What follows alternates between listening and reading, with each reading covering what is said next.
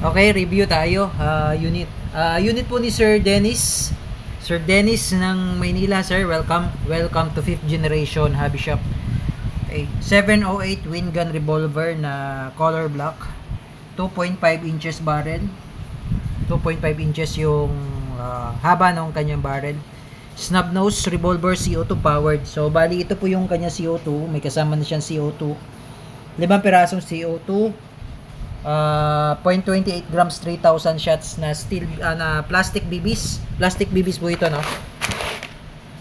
Okay, airsoft BBs. Okay. WG708 revolver is an airsoft revolver po, no? Hindi po siya airgun revolver. Airsoft revolver. Pero po pwede siyang balahan ng steel BBs. Okay, and then meron siyang kasamang silicone oil. Then, bigyan na kita, sir, ng steel BBs pang sample kasi pwede siyang balahan dahil CO2 powered.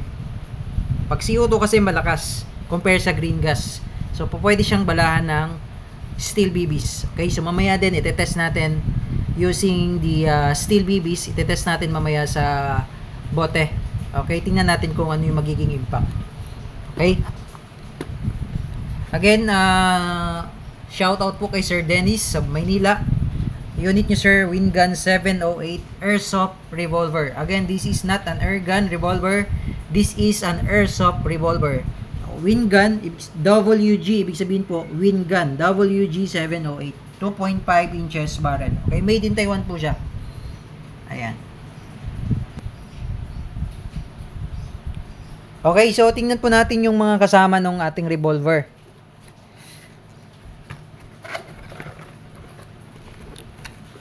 Opo. Of course, meron siyang kasamang instruction manual. Yes. At saka yung kanyang rail, tactical rail po. No, ito po siya. Ayan po, yung tactical rail. Yan. Ito po yun. Okay?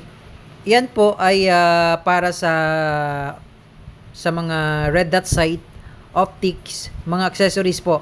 So, kung gusto nyo pong lagyan ng red dot sight, like red dot sight or scope, mini scope, yung inyong revolver, kailangan nyo pong i-install itong tactical rail.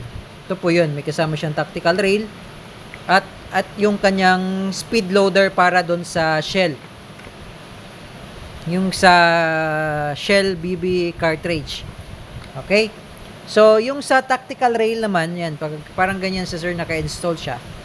Pag gusto nyo ilagay yung tactical rail, bali po, a-adjust nyo po yung etong sight. Etong sight po na yan ay adjustable po yan. Yan, up and down, tapos left and right. Adjustable po yung sight. Ngayon, kung gusto nyo pong kung gusto nyo pong lagyan ng rail, etong rear sight po, tatanggalin nyo po.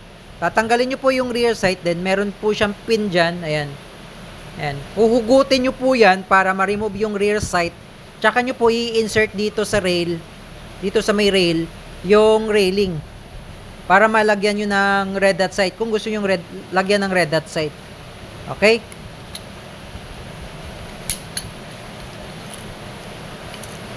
Ito po yung kanyang shell.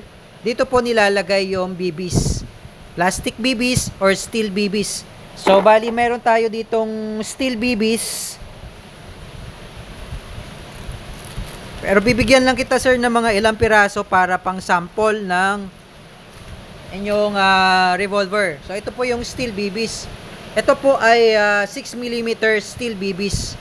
Yung sa airgun po, yung sa SNR 357, iba po kasi yon. Yung SNR 357, yun po ay 4.5mm steel BBs. 4.5 po yun. Ito po sa airsoft, 6mm. Pero ito po naka-design kasi para sa plastic BBs. Pero po pwede siyang balahan ng steel BBs dahil CO2 powered siya. Okay, so mamaya itetest din natin itong steel BBs.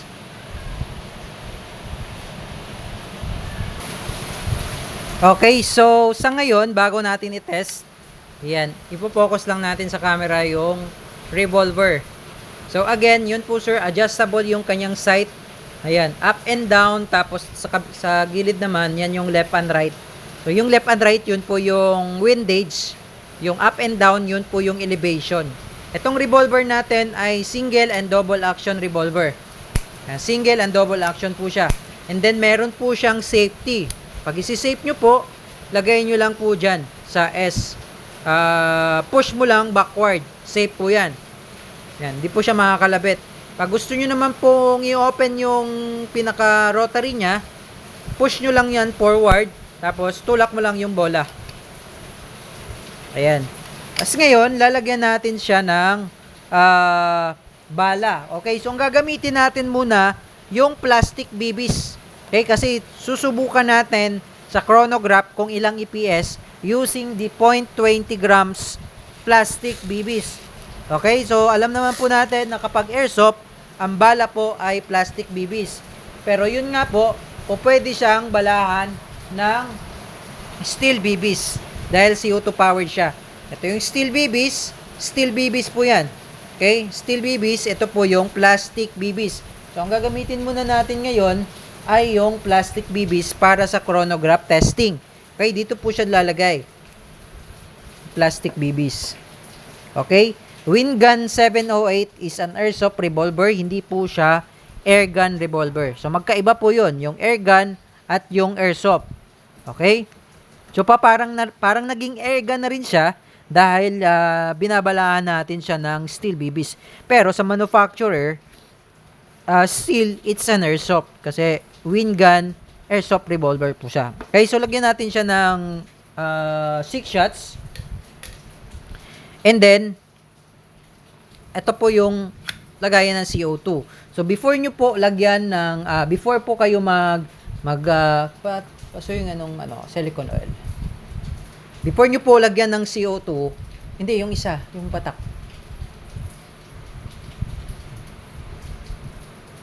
Okay, so before nyo po lagyan ng CO2, patakan nyo po itong part na to ng oil.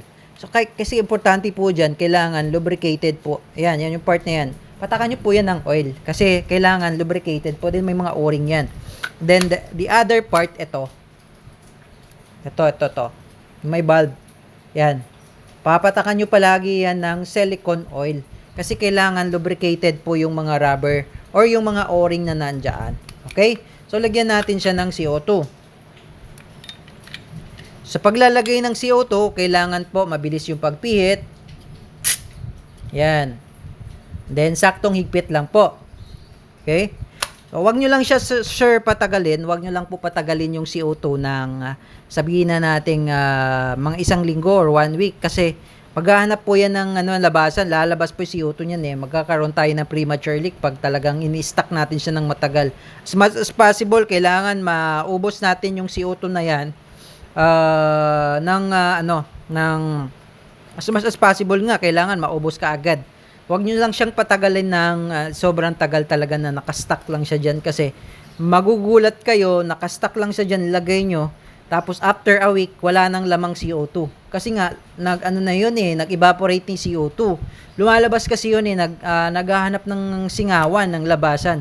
So, doon nagkakaroon ng leak kasi yung mga rubber nuunat niya, so doon di lalapat. Kaya mas maganda, kung lalagyan nyo siyang CO2, mas maganda kung araw-araw pwede nyo siyang ipaputokin kahit isang beses lang. No, paputokin nyo ng ganito. Ayan, may CO2 na siya. So, lakas ng tunog. Okay? So, ngayon, lalagay natin yung shell.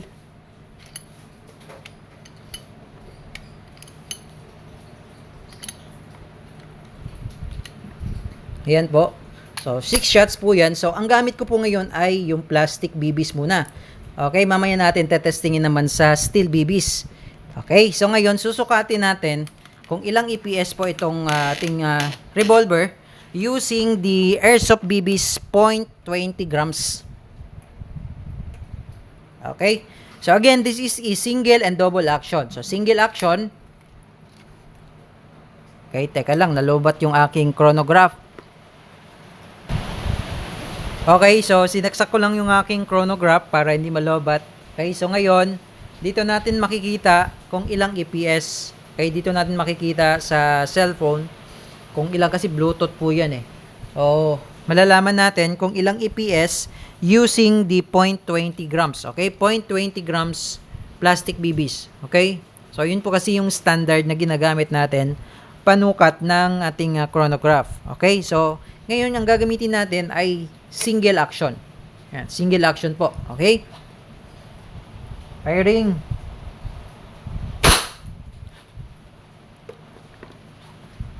Okay, so sa nakikita natin, pumalo po siya ng 2748. Okay? Pero sa tingin ko, ang binasa po niya dyan ay yung speed or yung CO2. CO2 po ang binasa niya dyan, hindi po yung BBs. Okay, so susubukan po natin ulit. Single action again. Firing. Okay, so ito na po yung totoo. Ang EPS po niya ay nasa 442.80. Ayan, 442.80. Single action po yun. Okay, so ngayon, double action naman. Pag sa double action naman, hindi mo na ibababa yung hammer. Direkta nakalabit sa trigger.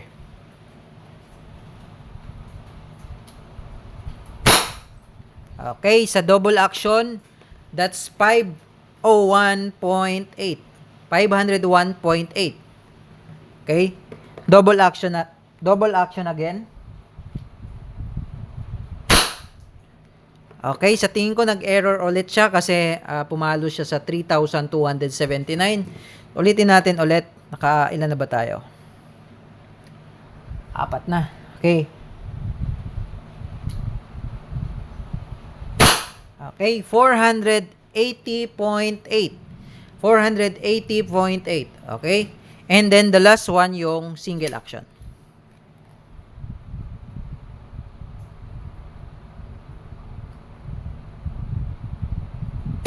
Okay, 508.0. Okay, 508.0. Okay? So, yun po yung ating EPS sa ating revolver using the 0.20 grams airsoft BBs. Ngayon, pag gagamitan natin siya ng steel BBs, okay, susubukan natin, no? Titingnan natin kung ilang EPS pag steel BBs ang gagamitin natin. Kasi, pag steel BBs, pag mabigat, iba na rin yung speed, okay? Mas mababa yung speed. Sabihin natin nasa 500 EPS using the 0.20 grams. Yung steel BBs kasi nasa, kung hindi ako nagkakamali, nasa almost 1 gramo na ang isang steel BBs. Okay? So, titingnan natin kung ilang EPS. So, lalagyan lang natin siya ng bala. So, ganun pa rin. So, paglalagay ng bala using the steel BBs, ganun pa rin. Lalagay mo lang siya dito sa bungad.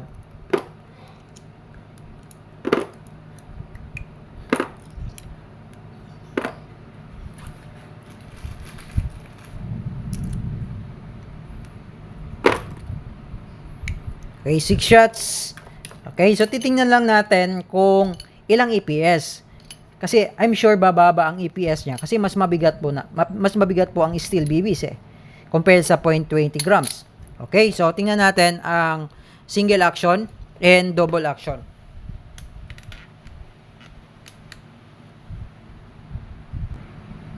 Okay, so ingat lang po, magsuot lang po tayo ng eye pro kasi bumabanda po ang steel BBs, hindi po kasi yan nababasag. Okay, so single action. Firing. Okay, so sa steel BBs, ang data niya ay 451. So hindi siya ganun kababa, 451. Malakas pa rin, steel BBs na yon. Single action po yon. Ngayon, double action naman. Okay, so bumaba na siya 387.6 sa double action. Okay? So ngayon, susubukan naman natin siya kasi may bala pa yan. Apat pa yan yung tira. Okay? 4 na bala. Susubukan natin siya ngayon.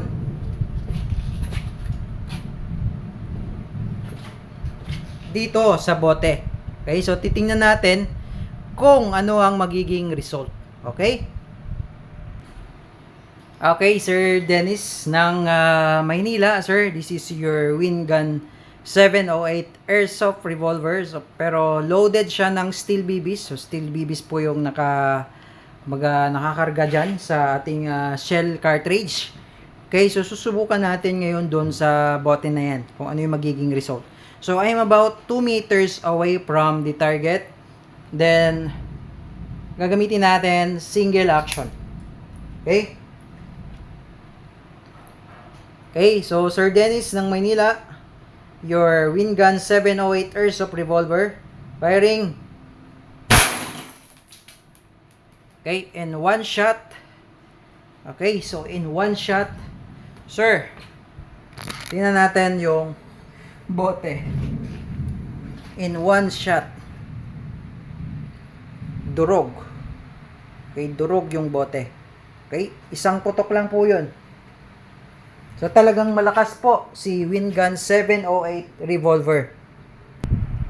Okay, so nakita natin yung result, sir. Sir Dennis, talagang durog yung bote sa isang putok lang. Okay, using the steel BBs. Okay, so bibigyan ko po kayo ng mga ilang shots ng steel BBs. Okay, kung meron pa po kayong question, sir, regarding sa inyong unit, mag-message lamang po sa aming Facebook page. Okay, 5th Generation Hobby Shop. Okay, thank you, sir, and thank you for choosing 5th Generation Hobby Shop. Have a nice day po.